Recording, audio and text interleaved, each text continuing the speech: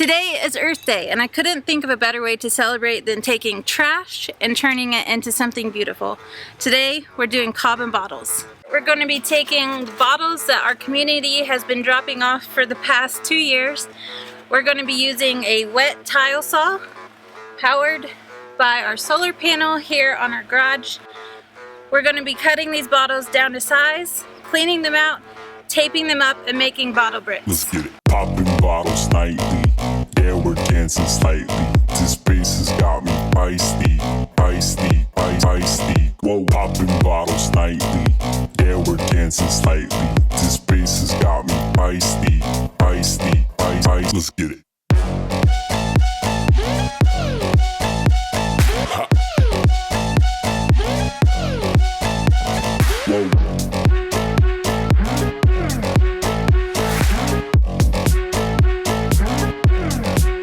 Let's get it.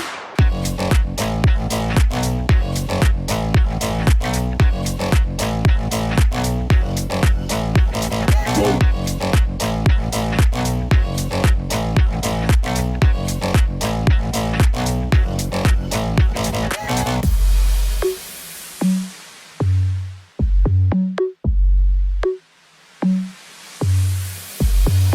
We go hard all night. We go hard all day. Nothing gets in our way. It's feisty, feisty. We go hard all night. We go hard all day. Nothing gets in our way. It's feisty, feisty. So we've got a total of 28 bottle bricks. These are going to be the bricks that finish out our big window in the Casa de Caca. Then I need to change the size of how I'm going to be cutting the bottles to longer. So these are like 5.5 to make a 10-inch brick. I'm going to be going about 7.5 to make a 15-inch brick. Those bottles will be for filling in the top of the roof area.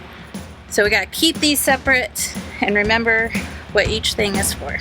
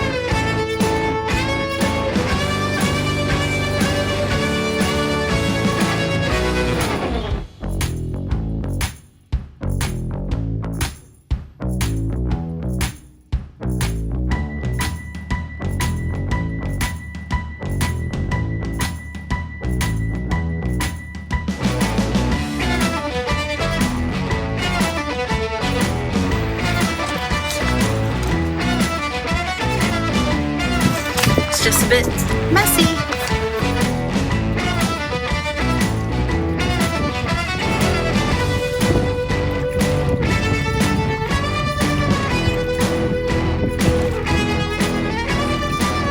If you're going to make bottle bricks using glass, the important thing is to make sure that they're clean on the inside. You don't want any mold growing from wine or whatever was in the bottle. So we just take like baby bottle brushes and scrub them out real good. If they're really bad, we will use some soap, but most of these are actually really nice and clean. So we have a lot of bottles to clean.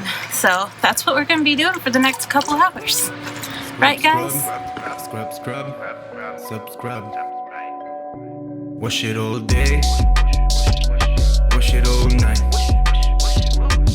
Scrub, subscribe. You can be fresh, you can be a beagle, you can be petrol, you can be a diesel, we can be a Cheeto, you can be a Pringle, but I'm the only one that is belly bottom whistles. So since we're talking about Earth Day, I thought it would be cool to go around the property and show you sort of all the different ways that we are doing our best to live more sustainably, to give back to the environment, and really just to, invest in the future of the Earth, because we know it's not headed in the right direction. And we believe there are so many ways that individuals can make their own contributions, and we're just trying to live that out. So as you know, we are completely off grid here. We're not connected to power, we're not connected to water. We have to take care of our own trash, our own waste. So I'm going to go through all the different systems real quick, all our different setups, and show you what's going on. So behind me, first of all, the big power system on the Tiny Shiny Homestead. 7,200 watts of solar panels. Right now, this is providing power for basically everything on the property. I'm gonna go in the solar shed. I'm gonna show you the setup real quick. Now, inside here, we've got ourselves a really big battery bank, 28 kilowatt hours of lithium battery storage. We've got 2 solar charge controllers and a big old inverter. There's a BMS and everything in there to keep those batteries safe. It runs all the AC power here on the property. You can see running a mini split in here. It's nice and cool. We've got lights and fans, computers, all that stuff is running in here. Also, we've got an AC line run from the solar shed all the way up to the Airstream. So you may remember that we put the Airstream under a metal truss cover up here. Its solar panels are covered now, so we're just providing AC power from the solar shed to keep this thing going full time. There's our AC power. Now this is also providing power to our pump house. So we've got water, and we'll talk about rainwater in a minute.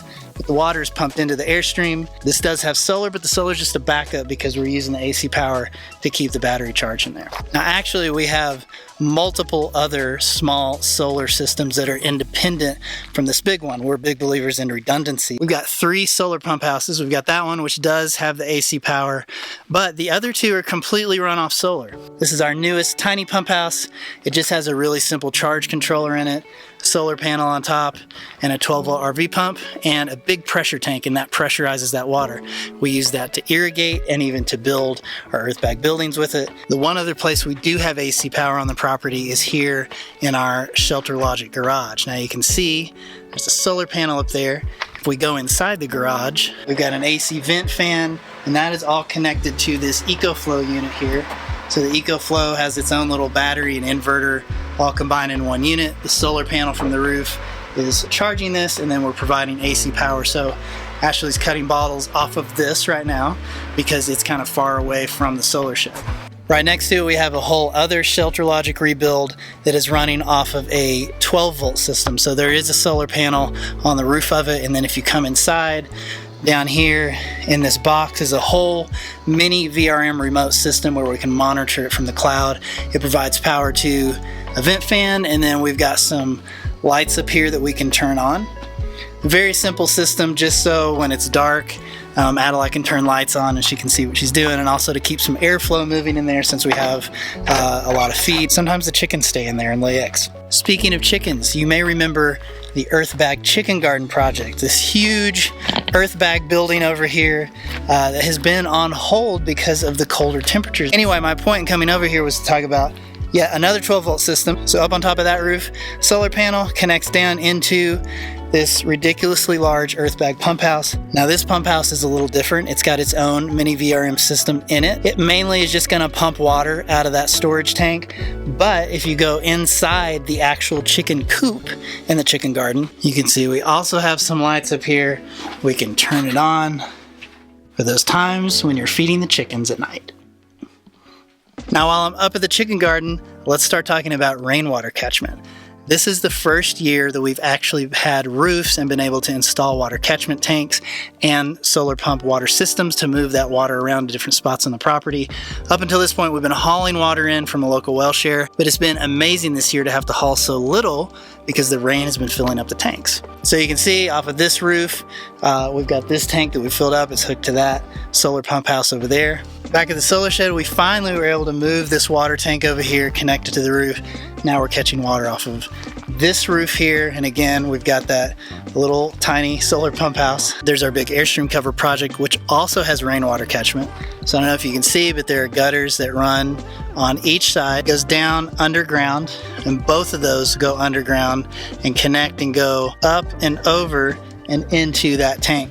And then that tank is buried underground and is connected to that big water pump house that I showed you earlier. That one has another mini VRM 12 volt system in it and even filters and descalers. And finally, we just finished the roof on our outhouse, our Casa de Caca, and we are going to put another small water tank there because, hey, why not? We're going to catch as much rainwater as we can because we don't want it to go to waste. Now, speaking of the old outhouse, let's talk about waste. So we are building a composting toilet outhouse here. As a way for people who come and visit to have somewhere to go to the restroom. This will be naturally composted over time. We'll be able to use it for soil amendment and for compost. So if you're not familiar with this building method, you probably saw this earlier and you might be like, what's going on? So these are hyperadobe earth bags. We've built all of our major buildings out here with the dirt on our property. We have added a little bit of cement to some of them, or we brought in some clay waste material to sort of harden it up and make it like a brick. The solar shed is all made out of earth bags. The chicken garden is all made out of earth bags, and this building are all made out of earth bags too. The Airstream carport is made out of recycled steel as well. So while we do have to buy some things, for doing roofing and windows and doors like that, we do our best to use the materials we have on hand or recycled materials just to try to keep our environmental impact down. And finally, I wanted to talk about our berm and swale. This is a permaculture technique that's been around for a very long time, but it's just sort of now coming back into the cycle of what people are aware of. So in desert climates, we get big monsoons, right, that come through every summer. These events create a lot of water in a very short amount of time. They saturate the soil, then the water sheet flows down and eventually goes to other washes and stuff.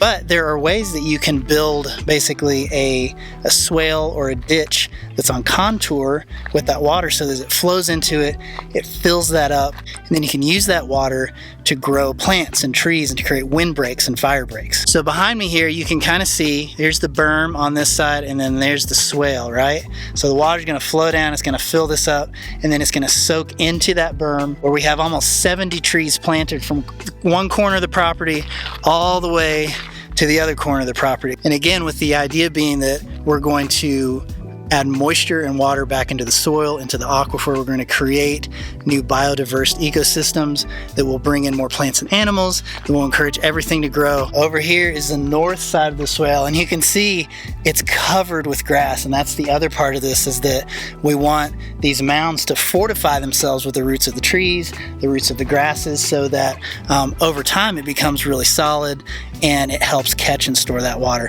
We're even going to be using this berm and swale to help fill a swimming pond that will be over near the house. So there are tons of use cases and applications for something like this. Oh, and I almost forgot to mention another very important aspect of the berm and swale is they help protect from flooding. So we have this big berm here right in front of where our house is going to go. So if the water flows down from this way, it should stop right here and it shouldn't overflow and flood into the house. Bonus, we've got our little hand washer from Layman's here. We do our laundry here in the warmer months a lot, and when it gets warmer we try to hang dry all of our clothes so we're not using gas or electric for dryers. Every little thing we can do to give back to the planet is something we're thinking about all the time. So enough about that, back to the bottles. I can't wait to see what Ashley comes up with.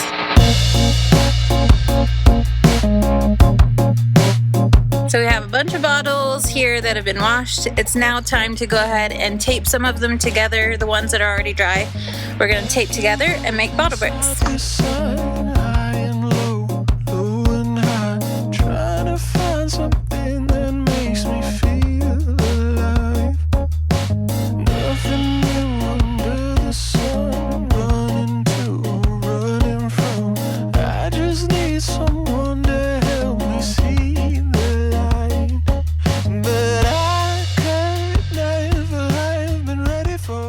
gonna get started on those bottle bricks and start getting them up in this corner.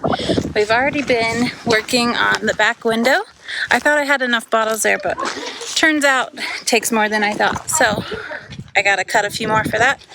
But let's get started on this other part. Take me on a trip around the moon. You add shooting stars to all my blue. I'm falling in love with every move. You give me something to lose, baby. All I need is. So we do have a few people here volunteering to help today with Earth Day and Cobbin bottles. Hey! So we're going to introduce you. What is your name and why are you here? My name is Liam and I am here mostly for the dogs, to help, and for pizza. Oh, perfect. Tracy, thank you for your help. You're welcome. And what is your name? I'm Kylie. And why are you here?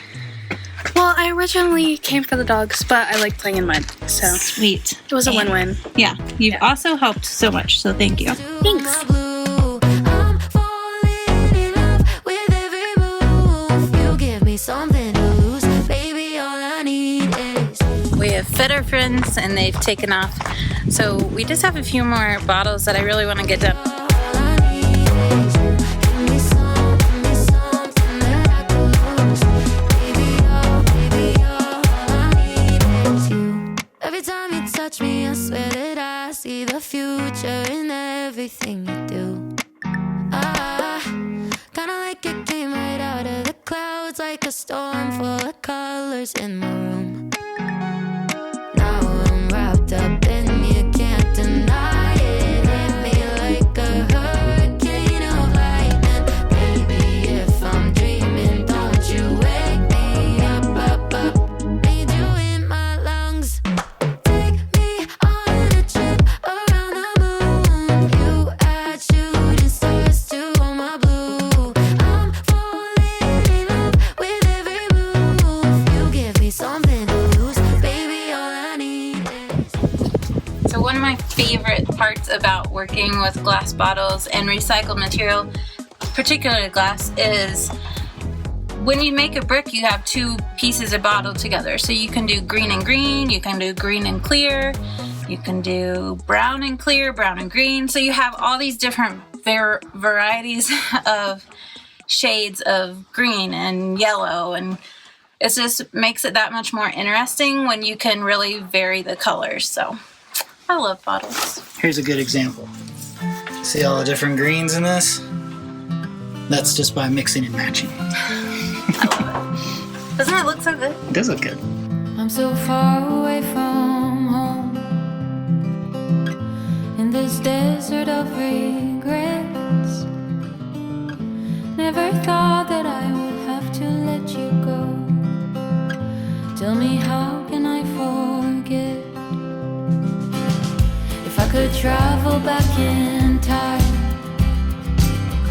I'd lay a blanket full of stars to brighten up the darkness of our sleepless nights. I'd find a way to make you smile. But I will break your fall, even if you don't love me, even if you don't love me. I will break your fall, even if you don't love me, even if you don't love me.